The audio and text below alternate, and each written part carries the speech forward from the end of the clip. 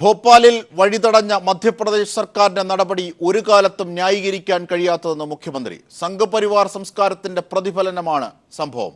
കേരളത്തിലായിരുന്നെങ്കിൽ ഇതൊരിക്കലും സംഭവിക്കില്ല. രാജ്നാഥ് സിംഗ് തലശ്ശേരിയിൽ കലാപ സമയത്ത് സന്ദർശനം നടത്തിയപ്പോൾ പോലും ആരും തടഞ്ഞിട്ടില്ല. മാപ്പ് പറഞ്ഞതുകൊണ്ട് മാത്രം തീരുന്ന പ്രശ്നമല്ല ഇതെന്നും മുഖ്യമന്ത്രി പറഞ്ഞു. ഇത് ഒരു തരത്തിലും ന്യായീകരിക്കാൻ പറ്റാത്തൊരു നടപടിയാണല്ലോ. ഇത് ഏതെങ്കിലും ഒരു പ്രശ്നത്തിൻ്റെ മേലെ ഒരു പ്രതിഷേധം പെട്ടെന്ന് ഉയർന്നു വരുന്നത് നമുക്കെല്ലാവർക്കും മനസ്സിലാക്കാൻ പറ്റും. ഇതൊന്നുമില്ലാതെ സംഘടിപ്പിച്ചൊരു കാര്യമാണ്. ഭോപ്പാലിൽ കണ്ടത് RSSന്റെ സംസ്കാരമാണെന്നും പിണറായി പറഞ്ഞു. RSSന് കൂട്ടുനിൽക്കുന്ന സമീപനമാണ് മധ്യപ്രദേശ് സർക്കാരും പോലീസും സ്വീകരിച്ചത്. അത് RSSന്റെ ഒരു നിലയാണ്. അതാണ് ഞാൻ പറഞ്ഞത്, സംസ്കാരങ്ങൾ തമ്മിലുള്ള വ്യത്യാസം മനസ്സിലാക്കണം എന്നുള്ളത്. വലിയ സംഘർഷം നിലനിന്നിരുന്ന സമയത്താണ് കേന്ദ്രമന്ത്രിയും BJP നേതാവുമായ രാജ്നാഥ് സിംഗ് കണ്ണൂരിൽ വന്നത്. അന്ന് സംസ്ഥാന സർക്കാരും പോലീസും എല്ലാ സഹായങ്ങളും ഒരുക്കിയത് പിണറായി ഓർമ്മിപ്പിച്ചു. എന്നാൽ നമ്മൾ ഈ കേരളത്തിലെ കാര്യങ്ങളൊന്ന് ആലോചിച്ച് നോക്കി. ഇവിടെ ഏറ്റവും വലിയ സംഘർഷം നിലനിൽക്കുന്ന സമയത്തായിരുന്നു കണ്ണൂരിൽ തലശ്ശേരിയിൽ രാജ്നാഥ് സിംഗ് വന്നത്. നിങ്ങൾ ചില ഗ്രാമങ്ങളെ പാർട്ടി ഗ്രാമെന്ന് മുദ്രകുത്താറുണ്ടല്ലോ, ആ പാർട്ടി ഗ്രാമത്തിലേക്കായിരുന്നു അദ്ദേഹം പോയത്. ഒരു പ്രശ്നം ഉണ്ടായില്ല. ഒരു സംസ്ഥാനത്തെ അപമാനിക്കുന്ന നടപടിയാണ് ഉണ്ടായതെന്നും മാപ്പ് പറഞ്ഞിട്ട് കാര്യമില്ലെന്നും മുഖ്യമന്ത്രി പറഞ്ഞു. News bureau, Kochi. AIADMK നേതൃത്വം ശശികല ഏറ്റെടുക്കുന്നതിനെതിരെ പ്രതിഷേധം ശക്തമാകുന്നു. ജയലളിതയുടെ സഹോദരപുത്രി ദീപയാണ് പ്രതിഷേധവുമായി രംഗത്തെത്തിയത്. ജയലളിതയുടെ യഥാർത്ഥ പിൻഗാമി താനാണെന്ന് ദീപ അവകാശപ്പെട്ടു. ശശികല നേതൃത്വം ഏറ്റെടുക്കുന്നത് ജനാധിപത്യ വിരുദ്ധമാണെന്നും ദീപ പറഞ്ഞു. ഒരു ദേശീയ മാധ്യമത്തിന് നൽകിയ അഭിമുഖത്തിലാണ് ജയലളിതയുടെ ഏക സഹോദരന്റെ പുത്രിയായ ദീപ ജയകുമാർ DMK നേതൃസ്ഥാനം ശശികല ഏറ്റെടുക്കുന്നതിനെതിരെ ശക്തമായി രംഗത്തെത്തിയത്. പാർട്ടി നേതൃത്വം ഏറ്റെടുക്കാനുള്ള ശശികലയുടെ തീരുമാനം ജനാധിപത്യ വിരുദ്ധമാണെന്ന് ദീപ ആരോപിച്ചു. അധികാരം പിടിച്ചെടുക്കാനുള്ള ശശികലയുടെ ശ്രമങ്ങളെ ജനങ്ങൾ പ്രോത്സാഹിപ്പിക്കില്ല. പാർട്ടിയെ ആര് നയിക്കണമെന്ന് ജനങ്ങൾ തീരുമാനിക്കട്ടെ എന്ന് പറഞ്ഞ ദീപ ജയലളിതയുടെ രാഷ്ട്രീയ പിൻഗാമിയാകാൻ ഒരുക്കമാണെന്നും വ്യക്തമാക്കി. ജനങ്ങൾ ആവശ്യപ്പെട്ടാൽ രാഷ്ട്രീയത്തിലിറങ്ങാൻ തയ്യാറാണെന്നും ദീപ പറഞ്ഞു. DMK ദീപയുടെ നിലപാടിനെ തള്ളിക്കളഞ്ഞെങ്കിലും പാർട്ടിക്കുള്ളിലെ അസ്വാരസ്യങ്ങൾ ഇതോടെ കൂടുതൽ സങ്കീർണമായി. 27 വർഷമായി ജയലളിത അലങ്കരിച്ചിരുന്ന പാർട്ടി ജനറൽ സെക്രട്ടറി പദവിയിലേക്ക് ശശികല വരുന്നതിനെതിരെ പാർട്ടിക്കുള്ളിലെ ഒരു പ്രബല വിഭാഗം നേതാക്കളും പ്രവർത്തകരും എതിരാണ്. കഴിഞ്ഞ ദിവസം പോയസ് ഗാർഡന് മുന്നിൽ ഇതിനെതിരെ പരസ്യ പ്രതിഷേധവും നടന്നിരുന്നു. നിലവിൽ ഒരു വിഭാഗം പ്രവർത്തകരുടെ പിന്തുണ മാത്രമേ ഇവർക്കുള്ളൂവെങ്കിലും വരും ദിവസങ്ങളിൽ DMKയിലെ അസംതൃപ്തരും ശശികലയുടെ വരവിനെ എതിർക്കുന്നവരും ദീപയ്ക്ക് പിന്തുണ പ്രഖ്യാപിക്കുമോ എന്നാണ് രാഷ്ട്രീയ ലോകം വരും ദിവസങ്ങളിൽ ഉറ്റുനോക്കുന്നത്. News desk. KSRTCക്ക് ഇനി വായ്പ നൽകാനാകില്ലെന്ന് ധനമന്ത്രി ഡോക്ടർ തോമസ് ഐസക്. KSRTCയെ രക്ഷിക്കാൻ കർമ്മ പദ്ധതി തയ്യാറാക്കണമെന്നും ധനമന്ത്രി തോമസ് ഐസക് ദില്ലിയിൽ പറഞ്ഞു. KSRTC അതീവ ഗുരുതരമായൊരു പ്രതിസന്ധി നേരിട്ടുകൊണ്ടിരിക്കുകയാണ്. കഴിഞ്ഞ 5 വർഷമായിട്ട് പ്രതിസന്ധി നേരിടുന്നതിന് ചെയ്തുകൊണ്ടിരിക്കുന്ന ഓരോ മാസവും നഷ്ടം വരുന്നത് കടം മേടിക്കുക എന്നുള്ളതാണ്. അങ്ങനെ കഴിഞ്ഞ UDF സർക്കാർ അധികാരത്തിൽ വരുമ്പോൾ 1400 രൂപയായിരുന്ന കടം ഇന്നിപ്പോൾ 4000 കോടി രൂപയ്ക്ക് അടുത്ത് വന്നിരിക്കുകയാണ്. ഇത് ഇങ്ങനെ തുടരാൻ കഴിയില്ല. കടം മേടിക്കലൊരു പ്രതിവിധിയല്ല. തൽക്കാലം ഇപ്പോൾ നിവൃത്തിയുള്ളൂ. പക്ഷേ എത്രയും പെട്ടെന്ന് KSRTC ലാഭവും നഷ്ടവും ഇല്ലാതെ പ്രവർത്തിക്കുന്നതിന് ഒരു കർമ്മ പദ്ധതി തയ്യാറാക്കിയേ തീരും, ഒരു പാക്കേജ് തയ്യാറാക്കിയേ തീരും. അപ്പോൾ അതിനുള്ള പ്രവർത്തനങ്ങൾ മാനേജ്മെൻറ്റ് മുൻകൈ എടുക്കേണ്ടതുണ്ട്. KSRTCയെ സർക്കാർ കൈയൊഴിയില്ലെന്ന് ഗതാഗത വകുപ്പ് മന്ത്രി AK ശശീന്ദ്രൻ. ധനമന്ത്രിയുടെ നിലപാട് നിഷേധാത്മകമല്ലെന്നും മന്ത്രി കോഴിക്കോട് പറഞ്ഞു.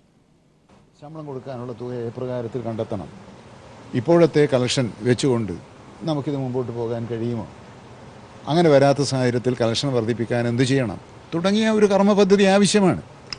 അതിനെക്കുറിച്ച് ഒരു നിഷേധാത്മക നിലപാടിൽ ആരും തന്നെ അതിനെ കാണേണ്ടതില്ല.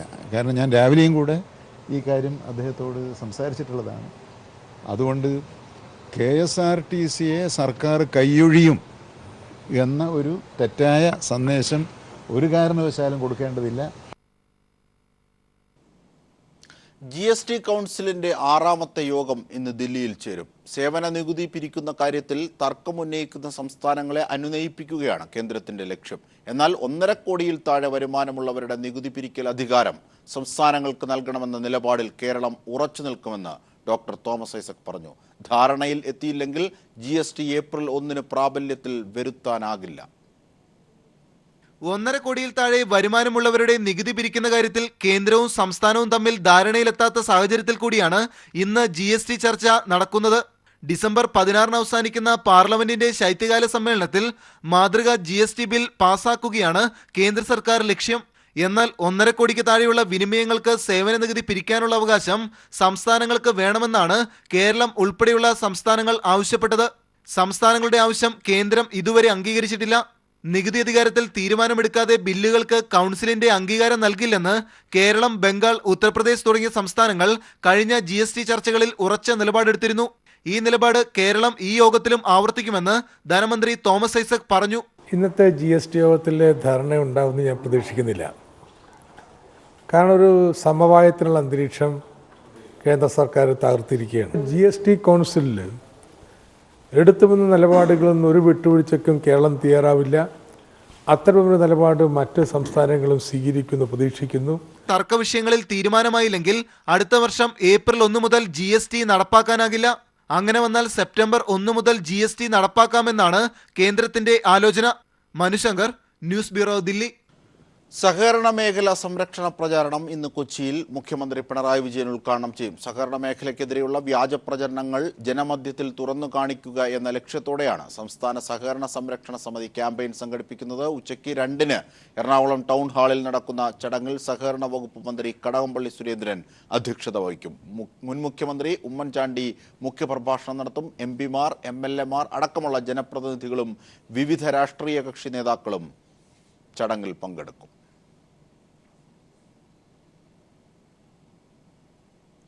കൊച്ചി മെട്രോ അവലോകന യോഗം ഇന്ന് കൊച്ചിയിൽ ചേരും. മുഖ്യമന്ത്രി പിണറായി വിജയന്റെ സാന്നിധ്യത്തിലാണ് യോഗം. മെട്രോ കാക്കനാട്ടേക്ക് നീട്ടുന്നത് സംബന്ധിച്ചും ഇതുവരെയുള്ള നിർമ്മാണ പുരോഗതിയും യോഗം വിലയിരുത്തും. യോഗത്തിൽ മെട്രോ പദ്ധതി നടത്തിപ്പിൽ കുടുംബശ്രീയെ പങ്കാളിയാക്കുന്നതിനുള്ള ധാരണാപത്രം ഒപ്പുവയ്ക്കും. ടിക്കറ്റിംഗ്, കസ്റ്റമർ റിലേഷൻസ്, ക്യാൻറ്റീൻ നടത്തിപ്പ് എന്നിവ കുടുംബശ്രീയെ ഏൽപ്പിക്കാനാണ് തീരുമാനം. മന്ത്രി KT Jaleel, E Sreedharan, KMRL, DMRC ഉന്നത ഉദ്യോഗസ്ഥർ തുടങ്ങിയവരും യോഗത്തിൽ പങ്കെടുക്കും. 21ാമത് രാജ്യാന്തര ചലച്ചിത്രമേളയുടെ 3ാം ദിനമായ ഇന്ന് 63 ചിത്രങ്ങളാണ് പ്രേക്ഷകരുടെ മുന്നിലേക്ക് എത്തുക. വിവരങ്ങളുമായി ഇപ്പോൾ ഞങ്ങളുടെ പ്രതിനിധി ഷീജ ചേരുന്നു. ഷീജ, ഈ 2 ദിവസത്തെ അതേ ജനപങ്കാളിത്തം, പ്രേക്ഷക പങ്കാളിത്തം തന്നെ ഇന്നുണ്ടോ? ഇന്നത്തെ പ്രധാന സിനിമകൾ എന്തൊക്കെയാണ്? മറ്റു പരിപാടികൾ, വിശദാംശങ്ങളൊക്കെ? അജിംഷാദ്, മേളയുടെ 3ാം ദിനവും ഏറ്റവും കൂടുതൽ ശ്രദ്ധേയമാക്കുന്നത് അതിന്റെ ജനപങ്കാളിത്തവും അതോടൊപ്പം തന്നെ ഒരുപിടി നല്ല സിനിമകളും തന്നെയാണ്. ഇന്നിപ്പോൾ ഉച്ചവരെയുള്ള പ്രദർശനത്തിൽ ലോക സിനിമയിലെയും അതോടൊപ്പം തന്നെ മത്സര വിഭാഗത്തിലെയും ചിത്രങ്ങളാണ് മികച്ച പ്രതികരണം നേടിക്കൊണ്ടിരിക്കുന്നത്. 13 തിയേറ്ററുകളിലും രാവിലെ 9 മണിയോടുകൂടി തന്നെ പ്രദർശനങ്ങൾ ആരംഭിച്ചിരുന്നു. ഇതിൽ രാവിലെ പ്രദർശിപ്പിച്ച ലോക സിനിമാ വിഭാഗത്തിൽ പാബ്ലോ നെരൂദയുടെ ജീവിതവുമായി ബന്ധപ്പെട്ട് നെരൂദ എന്ന സിനിമ പ്രദർശിപ്പിച്ചു. ഇതിന് മികച്ച അഭിപ്രായമായിരുന്നു. വലിയ പ്രതികരണമാണ് ഈ സിനിമയ്ക്ക് ലഭിച്ചിട്ടുണ്ടായിരുന്നത്. അതോടൊപ്പം തന്നെ മത്സര വിഭാഗത്തിൽ പ്രദർശിപ്പിച്ച മലയാളി സ്ത്രീ സംവിധായിക വിധു വിൻസെന്റിന്റെ ചിത്രം മാൻഹോൾ, ഇതും മികച്ച പ്രതികരണം തന്നെയാണ് മേളയിൽ നേടിയിട്ടുള്ളത്. നിറഞ്ഞ സദസ്സിലാണ് ഈ ചിത്രങ്ങൾ എല്ലാം തന്നെ പ്രദർശിപ്പിച്ചത്. അതോടൊപ്പം തന്നെ കഴിഞ്ഞ ദിവസം പ്രദർശിപ്പിച്ച മത്സര വിഭാഗത്തിലെ കോൾഡ് ഓഫ് കലണ്ടർ, അതോടൊപ്പം ക്ലാഷ് എന്നീ ചിത്രങ്ങൾ ഇന്ന് 2ാം പ്രദർശനത്തിൽ എത്തിയിരുന്നു. എന്നാൽ ഈ ചിത്രങ്ങളും നിറഞ്ഞ സദസ്സിൽ തന്നെയാണ് 2ാം പ്രദർശനവും നടത്തിയത്. അതുകൊണ്ട് തന്നെ മേളയിൽ മികച്ച ചിത്രങ്ങൾ തന്നെയാണ് ഉൾപ്പെടുത്തിയിട്ടുള്ളത്. അതിന്റെ ഒരു സ്വീകാര്യത തന്നെയാണ് ഇത് ഇത്രത്തോളം വലിയ ഒരു ജനപങ്കാളിത്തം തെളിയിക്കുന്നത്. ഏതായാലും ഇന്ന് വൈകിട്ട് മേളയിലെ താരമായിട്ടുള്ള കിം കിടുക്കിന്റെ ചിത്രം മേളയിൽ പ്രദർശിപ്പിക്കുന്നുണ്ട്. ദി നെറ്റിന്റെ പ്രദർശനം വൈകിട്ട് 6 മണിക്കാണ്. നിശാഗന്ധിയിലാണ് ഇതിന്റെ പ്രദർശനം ഒരുക്കിയിട്ടുള്ളത്. പ്രത്യേകിച്ചും കിം കിടുക്കിന്റെ ചിത്രങ്ങൾക്ക് വലിയ തിരക്ക് അനുഭവപ്പെടും എന്നുള്ളത് കൊണ്ട് തന്നെയാണ് നിശാഗന്ധിയിൽ 3000-ഓളം പേർക്ക് ഇരിക്കാൻ കഴിയുന്ന വേദിയിൽ ഈ സിനിമയുടെ ആദ്യ പ്രദർശനം ഒരുക്കിയിട്ടുള്ളത്.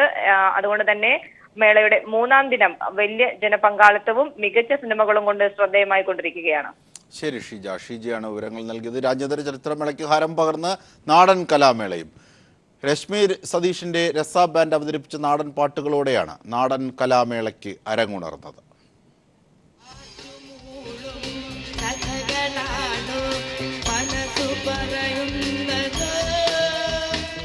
കേരളത്തിന്റെ പരിവർത്തനങ്ങളെ പാട്ടുകളിലൂടെ അവതരിപ്പിച്ചാണ് രശ്മി സതീഷിന്റെ രസ ബാൻഡ് രാജ്യാന്തര ചലച്ചിത്രമേളയ്ക്ക് ഹരം പകർന്നത്.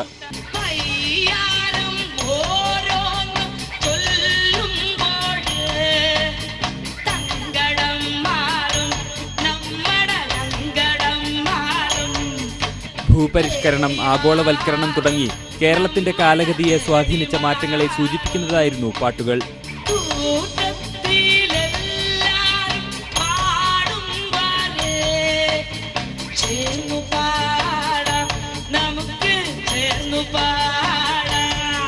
തനത് സംഗീതോപകരണങ്ങൾ നാടൻ പാട്ടുകൾക്ക് ചടുല താളം പകർന്നപ്പോൾ കാണികൾ ആവേശത്തിലായി.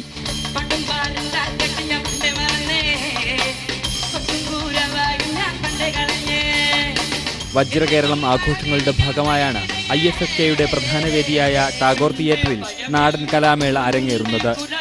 News bureau, Thiruvananthapuram. സമൂഹത്തിന്റെ മുഖ്യധാരയിൽ നിന്ന് എന്നും അകറ്റി നിർത്തപ്പെടുന്നവരാണ് ഭിന്നലിംഗക്കാർ. എന്നാൽ 21ാം രാജ്യാന്തര ചലച്ചിത്രമേളയിൽ മികച്ച പരിഗണന കിട്ടിയതിന്റെ സന്തോഷത്തിലാണ് അവർ. ഭിന്നലിംഗക്കാരെ സമൂഹം അകറ്റി നിർത്തുമ്പോഴാണ് 21ാമത് രാജ്യാന്തര ചലച്ചിത്രമേള അവരെ ഒപ്പം ചേർത്തു നിർത്തുന്നത്. ചലച്ചിത്രമേളയുടെ കഴിഞ്ഞ 20 വർഷങ്ങളിലും ഇവർ മേളയ്ക്കെത്തിയിരുന്നു. എന്നാൽ അത് അവരുടെ സ്വന്തം വ്യക്തിത്വം മറച്ചുവെച്ചായിരുന്നു. പക്ഷേ ഇത്തവണ അവർ തീർത്തും സന്തോഷത്തിലാണ്. സമൂഹത്തിൽ തഴയപ്പെട്ടതിന്റെ വേദനയിൽ നിന്നും കരകയറിയതിന്റെ ഒരുപാട് സന്തോഷമാണ്. ഈ ഒരു ഇവിടെ നിൽക്കുമ്പോൾ സന്തോഷത്തെക്കാൾ ഉപരി ഒരു ട്രാൻസ്ജെൻഡർ ആയതിൽ IFFKന്റെ ഭാഗമാകാൻ സാധിച്ചതിൽ ഐ എം വെരി പ്രൗഡ്.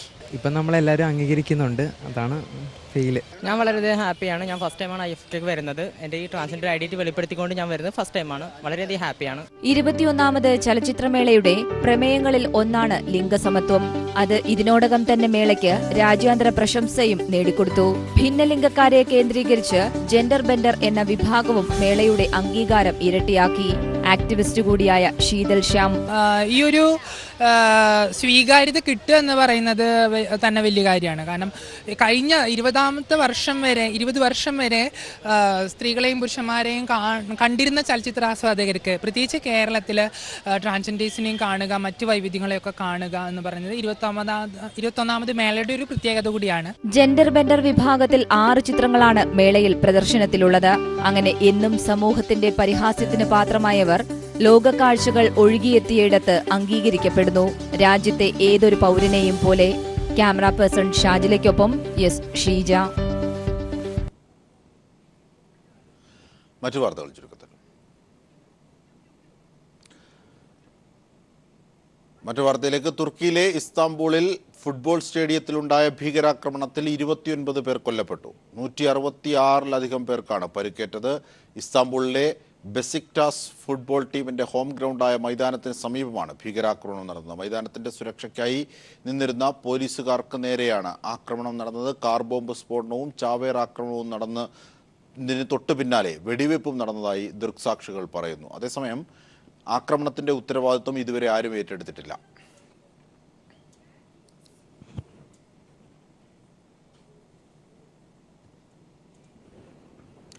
കൊല്ലം കോർപ്പറേഷനിലെ തേവള്ളി ഡിവിഷനിലെ ഉപതെരഞ്ഞെടുപ്പിൽ UDF സ്ഥാനാർത്ഥിക്കെതിരെ റിബൽ സ്ഥാനാർത്ഥി രംഗത്ത്. RSP സ്ഥാനാർത്ഥിക്കെതിരെയാണ് കോൺഗ്രസിന്റെ റിബൽ സ്ഥാനാർത്ഥി മത്സരിക്കുന്നത്. തേവള്ളിയിലെ കൗൺസിലർ അപകടത്തിൽ മരിച്ചതിനെ തുടർന്നാണ് ഉപതെരഞ്ഞെടുപ്പ് നടക്കുന്നത്. UDFന് വേണ്ടി RSP സ്ഥാനാർത്ഥി S ലക്ഷ്മിയാണ് മത്സരിക്കുന്നത്. കൊല്ലം DCCയിൽ വെച്ച് സ്ഥാനാർത്ഥിയെ ഔദ്യോഗികമായി പ്രഖ്യാപിക്കുകയും ചെയ്തു. ഒപ്പം പ്രചരണവും തുടങ്ങി. ലക്ഷ്മി എഞ്ചിനീയറിംഗ് വിദ്യാർത്ഥിനിയാണ്. എന്നാൽ റിബൽ സ്ഥാനാർത്ഥിയായി മത്സരിക്കുന്ന തേവള്ളിയിലെ മുൻ കൗൺസിലറിന്റെ ഭാര്യ ഗീതാ ദേവകുമാർ UDF സ്ഥാനാർത്ഥിയേക്കാൾ പ്രചരണത്തിൽ ഒരുപടി മുന്നോട്ട് പോയി കഴിഞ്ഞു.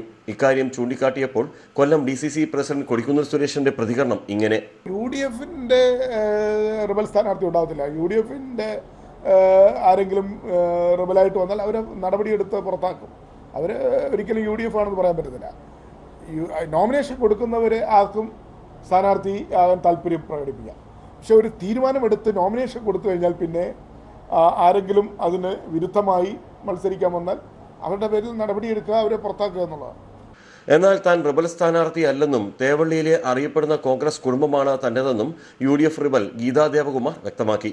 റിബൽ സ്ഥാനാർത്ഥിയാണെന്ന് ഞാൻ വിശ്വസിക്കുന്നില്ല. ഇതൊരു കോൺഗ്രസ് സ്ഥിരമായി ജയിക്കുന്ന ഒരു വാർഡാണിത്. ഇവിടെ കഴിഞ്ഞ തവണ സന്ദർഭവശാൽ RSPക്ക് സീറ്റ് കൈവശം പോവുകയായിരുന്നു. പക്ഷേ അവർക്കത് നന്നായി പ്രകടനം കാഴ്ചവെക്കാൻ സാധിച്ചില്ല. ഈ വർഷവും അതിന് തന്നെയാണ് സാഹചര്യം ഒരുങ്ങുന്നതെന്ന് കണ്ടപ്പോൾ ഇവിടെയുള്ള മുഴുവൻ കോൺഗ്രസ്സുകാരും എന്നോട് നിൽക്കാനായി ആവശ്യപ്പെടുകയും ഞാനത് അംഗീകരിക്കുകയുമായിരുന്നു. അതേസമയം ഇടതു സ്ഥാനാർത്ഥിയും അധ്യാപികയുമായ NS ബിന്ദു തെരഞ്ഞെടുപ്പ് പ്രവർത്തനം തുടങ്ങി UDF-നും BJP-ക്കും വെല്ലുവിളി ഉയർത്തി. ഡിവിഷൻ പിടിച്ചെടുക്കാൻ ചിട്ടയായ തെരഞ്ഞെടുപ്പ് പ്രചരണവും അവർ ആരംഭിച്ചു. BJP സ്ഥാനാർത്ഥി ശൈലജയും സിറ്റിംഗ് സീറ്റ് നിലനിർത്താൻ രംഗത്തുണ്ട്. മരണപ്പെട്ട കൗൺസിലർ കോഹ്ലിയുടെ അമ്മയാണ് ശൈലജ. ന്യൂസ് ബ്യൂറോ, കൊല്ലം. DCC പുനഃസംഘടനയിൽ അതൃപ്തി പ്രകടമാക്കി ഉമ്മൻചാണ്ടി. തന്റെ അഭിപ്രായം പാർട്ടി നേതൃത്വത്തെ അറിയിക്കുമെന്ന് ഉമ്മൻചാണ്ടി ഇന്നലെ പറഞ്ഞു. പാർട്ടി പ്രവർത്തകർ ആഗ്രഹിക്കുന്നത് സംഘടനാ തെരഞ്ഞെടുപ്പാണെന്നും അർഹതയുള്ളവർ ധാരാളമുണ്ടെന്നും ഉമ്മൻചാണ്ടി പറഞ്ഞു. പുതിയ DCC അധ്യക്ഷന്മാരെ തെരഞ്ഞെടുത്തപ്പോൾ A ഗ്രൂപ്പിനെ വെട്ടിനിരത്തിയതിലുള്ള അതൃപ്തി വ്യക്തമാക്കിയാണ് ഉമ്മൻചാണ്ടിയുടെ പ്രതികരണം. പുനഃസംഘടനയിൽ അതൃപ്തിയുണ്ടോ എന്ന ചോദ്യത്തിന് അദ്ദേഹത്തിന്റെ മറുപടി ഇങ്ങനെയായിരുന്നു. അത് മാധ്യമങ്ങളുമായിട്ട് പങ്കുവെക്കാനുള്ളതല്ല. അതെൻ്റെ അഭിപ്രായം ഞാൻ പാർട്ടി നേതൃത്വത്തെ അറിയിക്കും. അർഹതയുള്ളവർ ധാരാളമുണ്ടെന്നും പാർട്ടി പ്രവർത്തകർ ആഗ്രഹിക്കുന്നത് സംഘടനാ തെരഞ്ഞെടുപ്പാണെന്നും അദ്ദേഹം പറഞ്ഞു. കോൺഗ്രസ് പാർട്ടി നേതാക്കന്മാരുടെ പാർട്ടിയാണ്. ധാരാളം പേര് അർഹതയുള്ളവരുണ്ട്. പിന്നെ പാർട്ടി പ്രവർത്തകർ ആഗ്രഹിക്കുന്നത് സംഘടനാ തെരഞ്ഞെടുപ്പാണ്.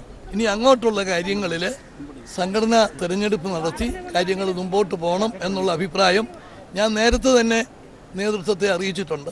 പുതിയ DCC അധ്യക്ഷന്മാരിൽ 4 പേർ മാത്രമാണ് A ഗ്രൂപ്പിൽ നിന്നുള്ളത്. ഹൈക്കമാൻഡ് തങ്ങളെ തഴഞ്ഞതിൽ ഗ്രൂപ്പിൽ അതൃപ്തി പുകയുകയാണ്. ഇക്കാര്യം ഹൈക്കമാൻഡിനെ അറിയിക്കാനുള്ള ആലോചനയിലാണ് ഗ്രൂപ്പ് നേതൃത്വം. പാർട്ടി പരിപാടികളിൽ നിന്ന് വിട്ടുനിൽക്കാനും ആലോചനയുണ്ട്. പുനഃസംഘടനയെ ചൊല്ലി വരും ദിവസങ്ങളിൽ കോൺഗ്രസിൽ ഗ്രൂപ്പ് പോര് മുറുകുമെന്ന് വ്യക്തമാക്കുന്നതാണ് ഉമ്മൻചാണ്ടിയുടെ വാക്കുകൾ. News bureau, Thiruvananthapuram. തൃശൂർ ചെറുവത്തേരിയിലെ ആസിഡ് മാലിന്യ പ്രശ്നം സർക്കാരിന്റെ ശ്രദ്ധയിൽപ്പെടുത്തുമെന്ന് ഭരണപരിഷ്കാര കമ്മീഷൻ ചെയർമാൻ VS അച്യുതാനന്ദൻ. കിണറുകളിൽ അമ്ല സാന്നിധ്യം ഭീതിജനകമാണെന്നും സ്വർണ്ണാഭരണ നിർമ്മാണശാലയുടെ പ്രവർത്തനം ചട്ടങ്ങൾ മറികടന്നാണെന്നും VS അച്യുതാനന്ദൻ ആരോപിച്ചു. ആസിഡ് മാലിന്യങ്ങൾ പുറന്തള്ളുന്ന ചെറുവത്തേരിയിലെ സ്വകാര്യ സ്വർണ്ണാഭരണ നിർമ്മാണശാലയ്ക്കെതിരെ പ്രദേശവാസികൾ വർഷങ്ങളായി സമരത്തിലാണ്. നാട്ടുകാരും മനുഷ്യാവകാശ പ്രവർത്തകരും നടത്തിവന്ന പ്രതിഷേധത്തിലാണ് ഭരണപരിഷ്കാര കമ്മീഷൻ ചെയർമാൻ VS അച്യുതാനന്ദൻ എത്തിയത്. വീടുകളിലെ കിണർ വെള്ളം പരിശോധിച്ച് പരാതിയുടെ നിജസ്ഥിതി ഉറപ്പുവരുത്തിയ VS മലിനീകരണം ഭീതിജനകമെന്ന് സാക്ഷ്യപ്പെടുത്തി. കിണറുകളിലെ വെള്ളം ആസിഡായി മാറുന്ന അത്രയും ഗുരുതരമായ ജലമലിനീകരണത്തിന്റെ തോത് കുടിവെള്ളം വില കൊടുത്തു വാങ്ങാൻ പ്രദേശവാസികളെ നിർബന്ധിതരാക്കുന്നു. 10 സർക്കാർ ഏജൻസികൾ പ്രദേശത്തെ അമ്ലസാന്നിധ്യം സ്ഥിരീകരിച്ചിട്ടുണ്ടെന്നും മലിനീകരണ നിയന്ത്രണ ബോർഡിന്റെ നിർദ്ദേശങ്ങൾ മറികടന്നാണ് സ്ഥാപനത്തിന്റെ പ്രവർത്തനമെന്നും VS പറഞ്ഞു. തലസ്ഥിതി സംബന്ധിച്ച വിവരങ്ങൾ സർക്കാരിനെ ബോധ്യപ്പെടുത്തി പ്രശ്നപരിഹാരത്തിനായി ശ്രമിക്കുമെന്നും ഉറപ്പു നൽകിയാണ് VS മടങ്ങിയത്. ഈ പ്രശ്നത്തിന്റെ ഗൗരവാവസ്ഥ സർക്കാരിന്റെ ശ്രദ്ധയിൽ പെടുത്തുകയും പരിഹാരത്തിനായി യത്നിക്കുകയും ചെയ്യുമെന്ന് ഞാൻ നിങ്ങൾക്ക് ഉറപ്പ് നൽകുന്നു. News bureau, Thrissur.